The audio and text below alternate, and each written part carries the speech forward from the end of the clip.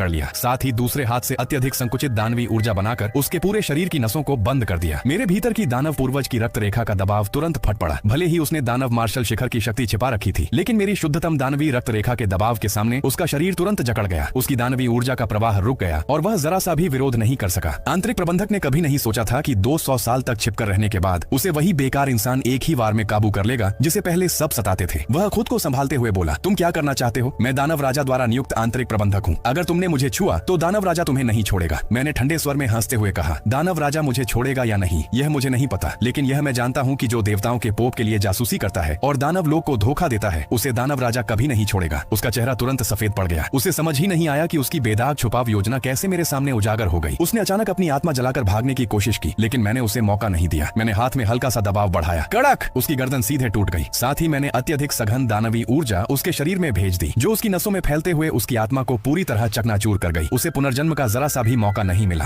डिंग! Host ने सफलतापूर्वक दानव जाति में छिपे देवताओं के जासूस को मार दिया है। पुरस्कार 1000 मैजिक बॉक्स कौशल इनसाइट आई प्राप्त हुआ। जैसे ही सिस्टम की आवाज खत्म हुई, एक ठंडी ऊर्जा मेरी आंखों में समा गई। मेरी आंखों के सामने की दुनिया तुरंत बदल गई। अब मैं हवा में बहती दानवी ऊर्जा की धाराओं को साफ देख सकता था। यहाँ तक कि जीवित प्राणियों के शरीर में शक्ति के प्रवाह और ठहराव के निशान भी देख पा रहा था। मैंने नीचे आंतरिक प्रबंधक के शव की ओर देखा। इनसाइट आई ने तुरंत उसके शरीर में बची देवताओं की ऊर्जा और उसके ऑफिस की दीवार के पीछे छिपे गुप्त कमरे को उजागर कर दिया। मैं ऑफिस में गया और इनसाइट आई के निर्देशों के अनुसार गुप्त कक्ष खोला। अंदर सचमुच देवताओं के साथ उसके सारे संचार रिकॉर्ड थे और एक मोटी सूची भी थी, जिसमें महल के उन सभी लोगों के नाम थे जो उसके साथ मिलकर जासूसी कर रहे थे। कुल 37 लोग। तो पिछले 200 सालों में दानव महल पहले ही देवताओं के जाल से भर चुका था। वे आंतरिक प्रबंधक की पहचान का इस्तेमाल करके शाही परिवार में कलह करवाते थे, पिता की हर हरकत पर नजर रखते थे और सारे निशाने मुझ पर केंद्रित करते थे। इलैन का बेटा। मैंने सूची उठाई और उंगलियों से इलैन नाम को छुआ। मेरे मन में सवाल और गहरे होते गए। मेरी माँ आखिर है कौन? क्यों देवताओं का पोप इतनी बड़ी साजिश रचकर मुझे मारना चाहता है? 200 सालों से सब लोग उसे दानवों का गद्दार कहते थे, लेकिन यह देवताओं का जासूस उसका नाम लेते ही डर से भर जाता था। क्या उस समय उसने मेरे सीने में जो वार किया था और जो कहा था पहले वार करो, उसके पीछे कोई छिपा सच था? असंख्य सवाल मेरे दिमाग में उठे, लेकिन मैं जानता था कि अभी उन्हें सुलझाने का समय नहीं है। परिवार के भोज का समय हो चुका था। मैंने संचार क्रिस्टल और सूची को सिस्टम स्पेस में रख लिया और दानवी आग से गुप्त कक्ष के सारे सबूत जला दिए। फिर मैं ऑफिस से बाहर निकल गया। इनसाइट आई से मैंने गलियारे में नजर दौड़ाई। मैं साफ देख सकता था कि कुछ गश्ती सैनिकों पर भी वही देवताओं के निशान थे। वे भी जासूस थे। मैंने तुरंत कोई कदम नहीं उठाया। अभी मेरी शक्ति सीमित थी। भले ही मेरे पास दानव दबाव और इनसाइट आई थी, मैं एक बार में सबको खत्म नहीं कर सकता था। इससे केवल बड़े दुश्मन सतर्क हो जाते। सामने भोजन कक्ष में एक और नाटक मेरा इंतजार कर रहा था। मैं हल्की मुस्कान के साथ वहां की ओर बढ़ गया। ये तो बस शुरुआत थी, असली खेल अभी शुरू होना बाकी था।